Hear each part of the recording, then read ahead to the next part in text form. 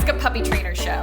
This is where we answer all of your questions about puppyhood. I'm Bethany. And I'm Sparky from the Puppy Academy.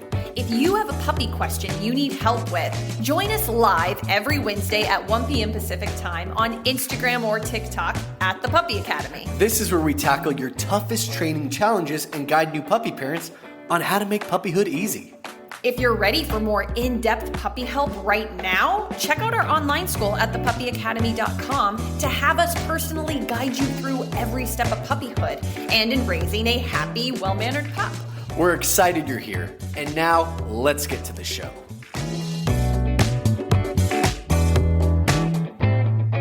Hello, everyone. Welcome to Ask a Puppy Trainer Show. It is just me today, and this is episode number 169. I can't believe it's been so many. So welcome, everyone. I am going to fly through as many questions as possible. If you have a question, please put it down below in the comments. Be sure to include the age and breed of your dog. And I'm going to be following along on TikTok and Instagram best I can. Of course, it's not popping up that we've even went live. There we go. So let me hop over to TikTok too. I'm going to see if I can do this both on my own. See if this works. Okay. I'm going to start with some questions that were sent in, but just a reminder, I need age and breed of dog whenever you shoot me over a comment question, okay? Okay, Anne-Marie says, last Sunday we adopted 2 puppies. They will be 3 months old soon. They're littermates, male and female. They've been crated together, go to bed, and that is it. I'm researching. They should be crated separately for bed, and I'm starting to use the crates for the day also. Good deal. My husband is anti-separation and doesn't want 2 crates in our room. I wanted to know if I'm correct. What is the easiest transition for them to be separated? If my husband is right, I might admit it, maybe. Oh, honey, I am right there with you, Anne-Marie. I joke, it's true though, I joke that I was never wrong for 20 years until I had a baby and had mom brain. My husband's finally been right on a few things, but I got good news for you, Anne-Marie. Your husband is wrong. He is wrong. Okay, and I'll tell you why. I understand why he wouldn't want to do that. It's a pain. It's a pain. But I mean, you guys got 2 puppies, and so you're already probably feeling some pain already. I want you to specifically look up littermate syndrome and how to prevent it. Now here's the thing, in my personal opinion, is you can never fully prevent littermate syndrome. Littermate syndrome is where the puppies will always care more about each other than you, and they will always want to listen to you more than listening to anyone else. Very, very challenging to overcome littermate syndrome. If you imagine it's like having twins and one cries, the other cries. One's hungry, the other one's hungry. Like they just feed off of each other, and it's a really difficult thing to combat. But the number one thing that you want to do, crate them separately, even in different rooms would be fine. And I know you asked for an easy transition. There is no easy transition. You just do it. Don't let them out together all the time, all day long. That is the worst thing you could do. They need to be one crated and the other one has out time with you. The other crated and the other one has out time with you. One-on-one training and tug or fetch play, one-on-one time every day is very, very crucial. I'd say 6 days a week. Every day would be, if Sparky was here, he'd say I was wrong. It needs to be every day. I'm going to be nice, but say 6 days a week. They have to have one-on-one time away from each other, and then they also need to be crated separately. It's so critical. I cannot even go into all the millions of reasons why. Okay, I'm going to jump in here. One more that was sent in, and then I'm going to get to your comments. Instagram, I see that you've sent me some questions. Awesome. I'm going to get to those. TikTok, where are you at? Where are my questions? All right. Kirsty? Yeah, cool. Kirsty says, 12-week-old puppy, first day of 5 days nonstop rain and then flooding. Ooh, stuck inside 4 days. Now we've had her for 11 days and she goes on the potty pad every time. That's great. Yeah, well done. You didn't have a choice. And so at least she seems to be getting that. So that's great. She also sleeps in her crate. Never had an accident. We've been taking her out for walks for a week. Problem is she doesn't go potty outside, miniature dachshund, walk for half an hour, comes back home straight for the potty pad. Well, at least she's a female, and so that alone gives you a little bit more time, in my opinion, to transition her from potty pads to outside. Why? Because you won't have to deal with her lifting her leg, most likely. It's rare. Some females will do it, but it's rare. So, okay. This is what I'm going to give you a couple of ideas, but honestly, the easiest way to do this, and I think is a fail-safe and always works with like 99% of dogs, is when they don't want to go potty outside and they're used to pottying even in the backyard. Like, this is an issue. They never go potty outside the house or on a puppy pad. You're going to pick them up. I know we're normally like, don't pick up the dogs, have them wait at the back door and then open the door and permission to go out and have them on leash. It's okay. First thing in the morning, you're going to pick up your puppy so she can't go over to her puppy pads and be confused. And you're going to go out into the yard. And you're going to give her 2 to 3 minutes to pee. If you think she's going to poop, give her another couple of minutes. Have her on leash.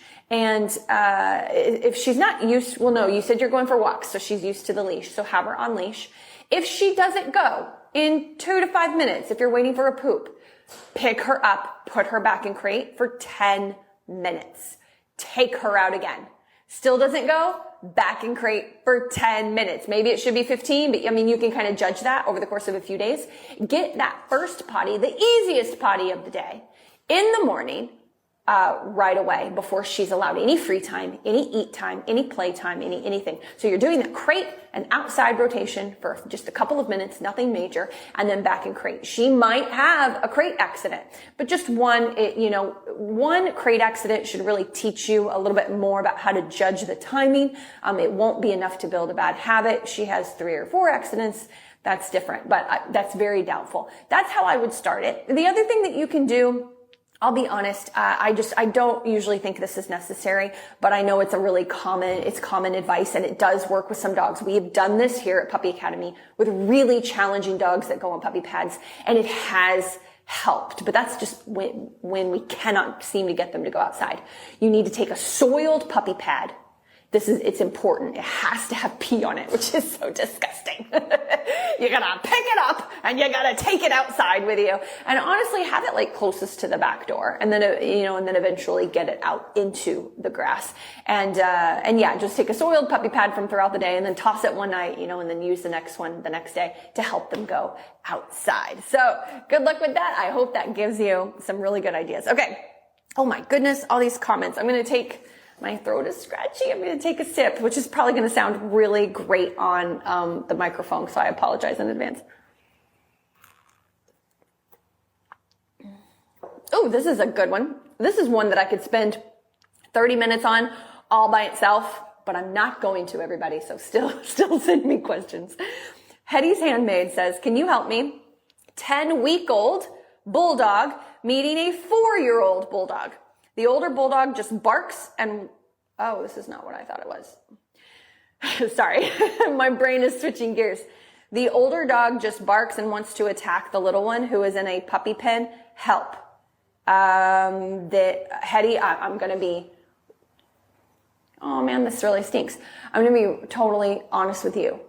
I would rehome that puppy probably, just to be honest, and I would work more with your 4-year-old dog on being able to control your 4-year-old dog in public, passing by dogs and being neutral, like not caring about them, like caring about what you have to say, being able to pass dogs that bark at him, like puppy energy. I would go and work outside of a dog park and be able to have a recall and be able to walk by the line of the fence, and not have him not respond to other dogs. I would work outside the small dog park, so it's kind of like a puppy, and I would better prep my older dog to have a puppy in the house.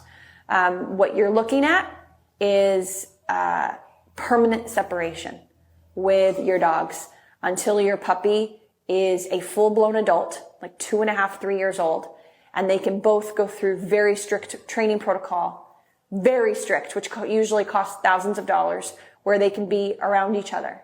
That's the reality. And that sounds so severe, and I'm sorry, but it's a puppy question, but I actually work with aggression. When I'm not here, I actually specialize in aggression. And unless you're willing to do that, that level of separation and focus, and maybe if you don't have any kids and your life really is your dogs, I come across lots of families like that, and they make do because they really do structure their lives around their dogs. They don't have kids or grandkids or anything coming in or already living there. And so but it's still a pretty permanent, division, because you're training that puppy basically how to be aggressive by being around that older dog, barking and going at the fence. Now, bulldogs are prone, or I don't know if they're prone to it, but they seem to easily have barrier aggression.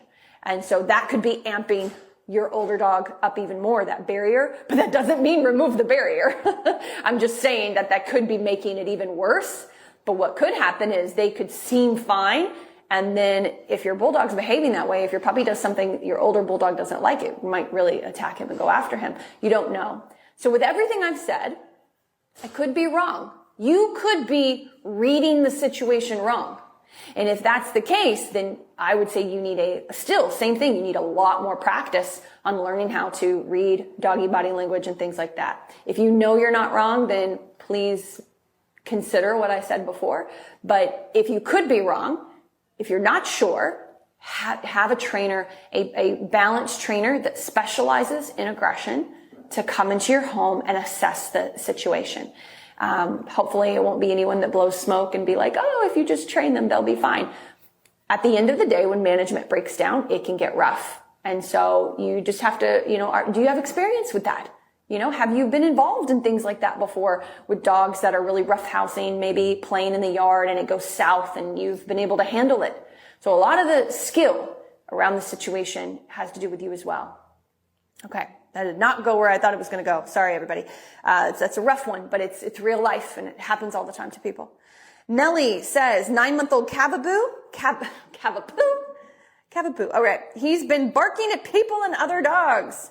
When I try to redirect him, he doesn't listen. How can I fix this behavior? Well, Nellie, if you just heard my last response, I hope that kind of tells you that there is no fixing. You can't fix an animal any more than you can fix a person who has anxiety or fix a person who has a fear of heights.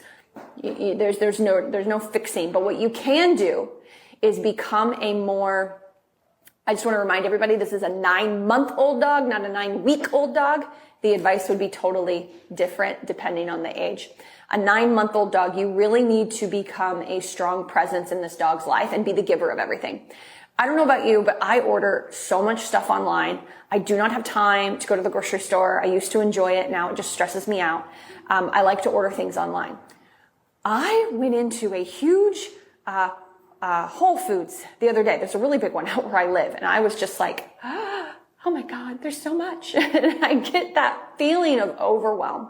That's going to be how your dog feels. Every time they see a person or a dog, they don't think that you control the environment. Even if they've never had a person or dog enter into their space before without permission, even if you've never let that happen, they still feel like you're not a strong enough presence to control your environment. So you have to teach your dog that you can do that. There's a lot of ways to do it. One of the ways is to just take more control over the walk. So every time you see a person or a dog, turn, let's go. A little tug the leash, let's go. Really take control of the walk from a leadership aspect and maneuver around things. Now, if your dog is out in front of you like this, then you can't do that. First, you want to really teach them to be next to you, get in a follower mode, more of a follower mode, and then break, release to go sniff and hang out. And then let's go back into let's go or heel or whatever you want to call it, where they're by your leg and they're following you. Okay, so it's like they're in follower mode and then they're in free mode. That needs to be trained first with little to no distractions, and you do avoid distractions like a plague. And then when you do see a person or a dog, let's go, you're turning. So all the things that you've practiced, you're now starting to do with lower level distractions, okay?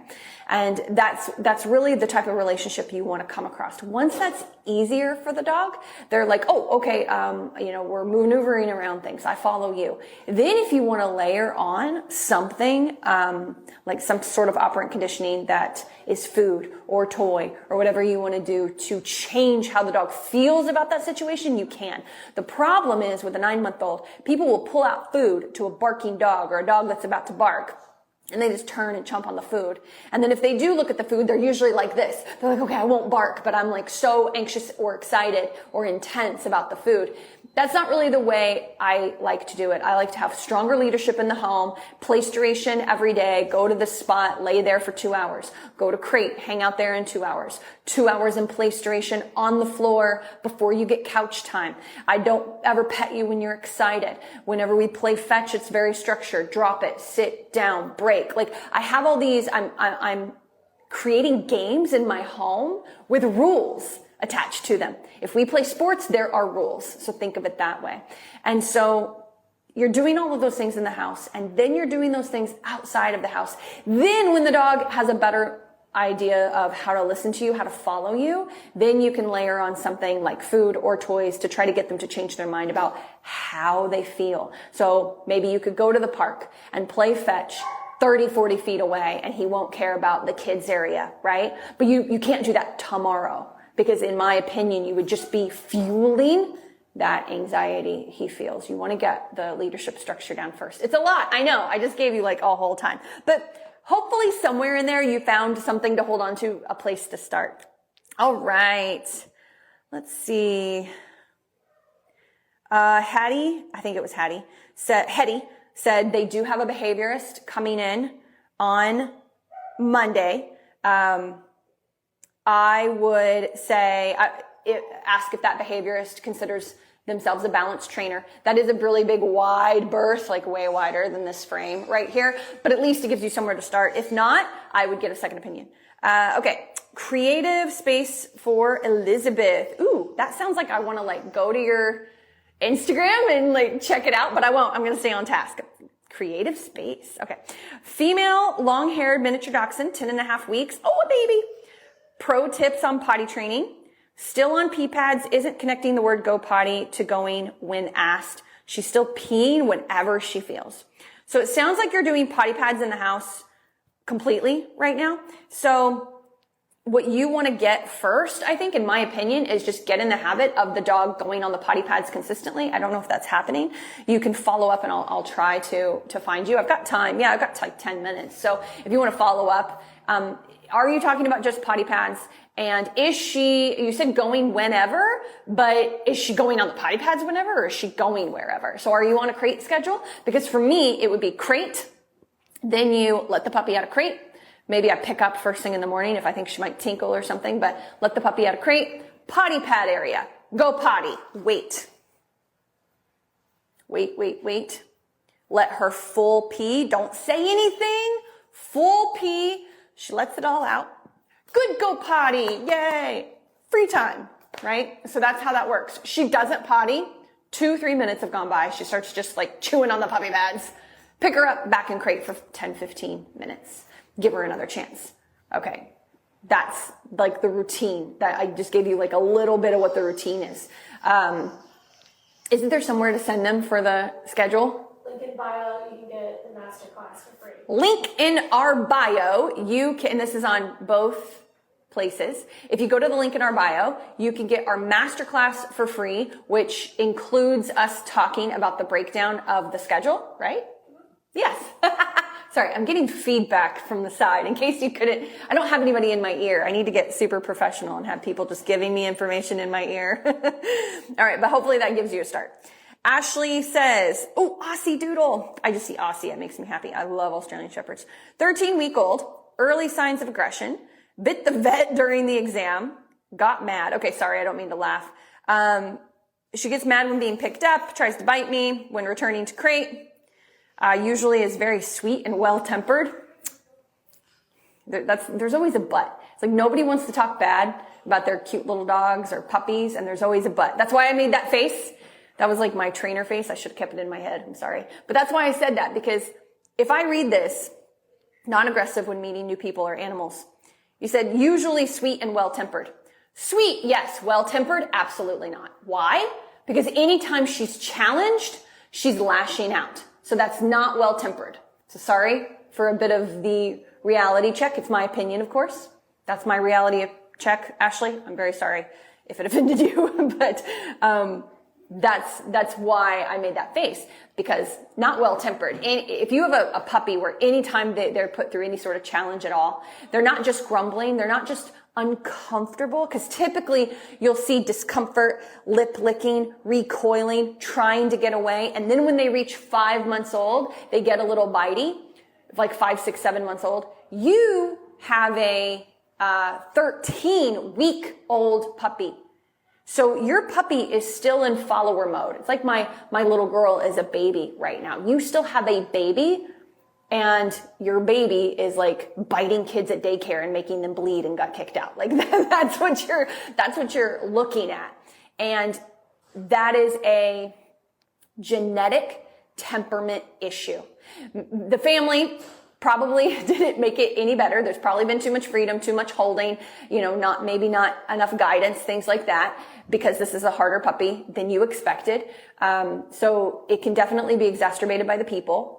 I'm not saying that it's not, but there is a genetic component here that you have to really ask yourself and your family, do you want to take this on? Because it's kind of serious. These are major red flags. I'm not saying that you can't overcome them, but by the time he's 10 months old, it could be being reactive to a lot of new things, because your puppy doesn't even have any teenage hormones yet. And that's usually when we start to see these mild issues get really, really big. So I do want you and your family to really think about that and consider that.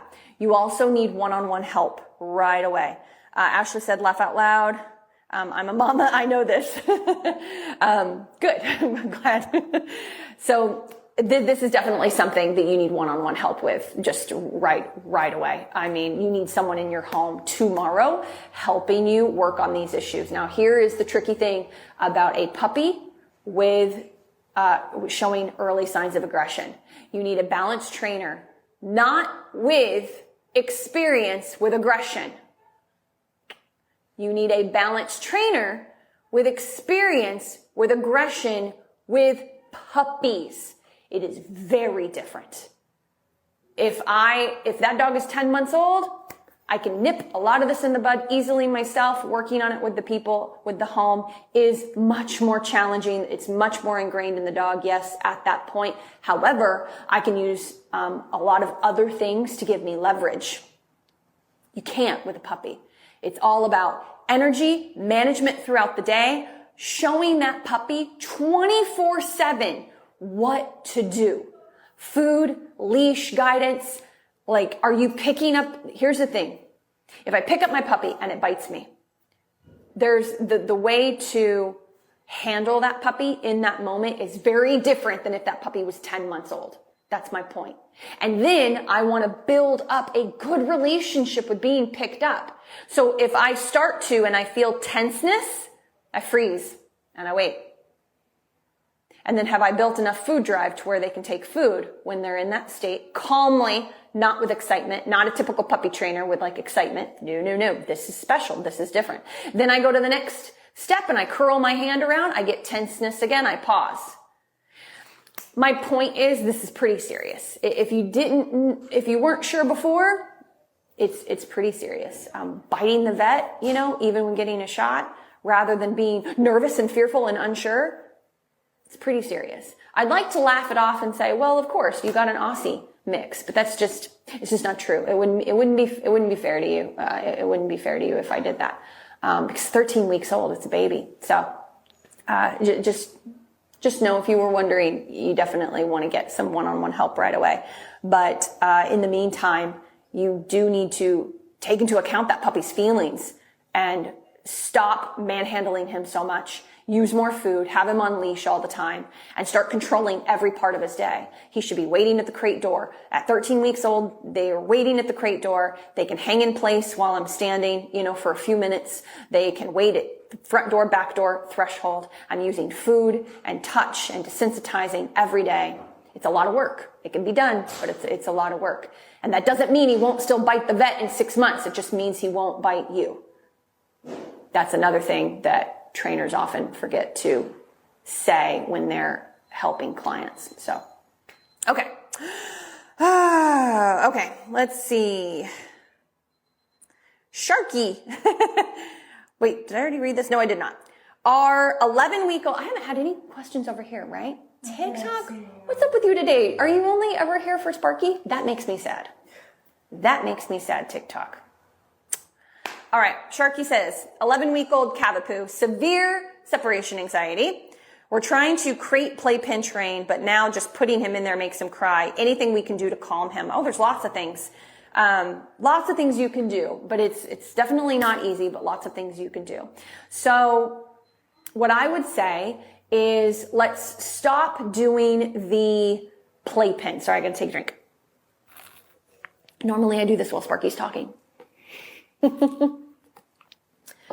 Playpen can create separation anxiety. And so they can see you moving around, and we really do like dogs to be able to do that supervised separation, but it just doesn't work for all dogs, all breeds. A lot of Malteses and a lot of things with poodle on the end really struggle with this. And so that's not uncommon. Work more with crate. Even if the crate is in the living room, like if you want to try that, if they cannot be in the bedroom, but they're in the living room, you want to try that just to see if it works. It's better because they don't have room to pace and like jump up, and really get worked up. I'm not saying that he doesn't get worked up. I'm just saying playpen can make it worse for some dogs.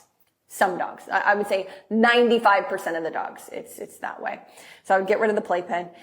Really get on a structure that your dog can depend on. The big thing with separation anxiety is they can't handle change. They really can't. And so I always like to say, take a day off, still maintain good behavior, but take a day off of like such structured training and things like that, and just have more crate time and more out time supervising your puppy or dog. And it also builds some resiliency. You can't do that because your dog has separation anxiety. So every day needs to look the same, whether you're home or not. Yes, when you're home, you can give more training time, exercise time, yes, but you want the crate rotation to be as similar as possible. The other thing with separation anxiety dogs that I don't think is talked about enough, and I think that's because it's so challenging for owners, so I do understand that, and that is stacking. Now, I understand that not everybody can do this, but I'm just giving what I know helps the dog, and then you do with it what you will. Stacking. So normally training, break, playtime, pets, playtime, and then playtime before bed. Like that's a lot of people's routine. I want it to be training time, like structured playtime, like fetch or, throwing a little toy and working on them, bringing it back and dropping it. Really go hard on thresholds, like teaching them to wait at thresholds. That's how you teach a dog to be calm. You like move into them, teach them to wait. Or you open a door and you close it when they try to just fly through it. Don't close it on the dog. Like you need to catch them early. Okay. But anyway, you're really going in hard at the thresholds, and you are doing training, play, a short break if they need it. If they don't need it, you're doing a walk. And if you're not going for walks yet, your walk is in the house and in the backyard or in the front driveway. Okay. And then if they can handle it, slow crate patterning at the end. And so you might be working them for 30, 40 minutes. I don't know. Even a young dog, I've come across 11-week-olds that can do 30 minutes, no problem. So it depends on the dog. 20 minutes and he might be totally pooped, ready to nap right in front of you. Move him to crate. And so you're really tiring out the body and to try to help the mind follow. The other bit of advice I would give is don't let your dog sleep outside of crate for the next couple of weeks. So anytime they want to sleep, you put them in crate, and that can cause 3 days of a lot of barking, a lot of yipping. They can really go 3 days without hardly sleeping at all and keeping you up at night. And that's really, really rough. But if you really want to try to teach this puppy that they can be in their crate and they can be calm, that can help. There's so many tips, guys. I wish you were in our online school. Speaking of online school, we have an online school and we go over a lot of this type of stuff. It's, you go to thepuppyacademy.com and there's an online section. Check it out because you also get to talk to me one-on-one, every week as well. But anyway, well, gosh, there's so much you can do. Is the crate covered? Is there a sound machine on? Is there a radio playing? There's calm crate patterning before the dog has to stay in crate. Have you tried the puppy pal thing? That's probably not what it's called. Anybody know what it's? snuggle puppy. If you go on Amazon, you'll totally find it. It's a puppy that has like a heartbeat and a little heater, not a heater, but like a warming pad inside of it. As long as your puppy's not chewing things and destroying it, that might help your puppy. Yeah, they might pee on it a few times, but let's get separation anxiety over. But don't give them affection 15 to 20 minutes before you put them away and after you've let them out. Be all business. There's just so many things. It takes time. It takes time, but I've given you some stuff. All right. Whew, let's see. Louisa, struggling with female 1-year-old. Corgi on thresholds. She loves outside. So 1-year-old is a little older. You can be a little bit firmer with body language. I would get in front of the door, make her get back. She's just going to try to get around me. That's where the leash comes into play. But here's the thing. Don't just do it with place. I mean, that's going to be with the front door. That's going to be the hardest spot. My question is, does your dog know place command? Go to your bed and lay down and stay. Like it's an all-encompassing command. It means all of those things. Place, trots over, lays down, chill. If not, you have a great opportunity to teach your dog place. And then how you teach stay, we don't say stay, but we like back up. Dog steps off, we move in and block. And that's how we teach the boundary of place. Of course, we're using food, but with a 1-year-old, you'd probably use less food and be pretty calm about it. And then let's go. And you do a bunch of repetitions of that. That way she understands that when you step in, she moves back, then she gets what she wants. Do that when the brain is calmer, learning something new. Okay. If you've taught place with a dog bed, try a cot. Try to squeak a toy to have a bigger distraction so you can move in and she can understand to reset herself. So anyway, hopefully that gives you some ideas. Do that with place for 3-4 days. You can be really firm with the expectation for place and then try that at the door and that'll help tremendously. All right, guys, I'm so sorry. I am out of time. I would love to get all of these. I got quite a few though. But anyway, I hope I will see you same time, same place next week. Bye, everybody. Wednesday, 1 p.m. Pacific Standard Time. Thanks for tuning into Ask a Puppy Trainer Show. We hope you found some advice that you can use to help make puppyhood a little easier. Don't forget to join us live every Wednesday at 1 p.m. Pacific Time on Instagram or TikTok at The Puppy Academy. This is where you can get a chance to ask your burning questions in real time. And if you want even more puppy guidance, visit our website at thepuppyacademy.com for info on joining our online puppy school. If you enjoyed today's episode, please consider subscribing to our podcast and leaving us a review. These reviews let more people find us and supports us on our mission to help as many puppy parents as possible around the globe. Thanks for listening, and we'll see you in the next episode.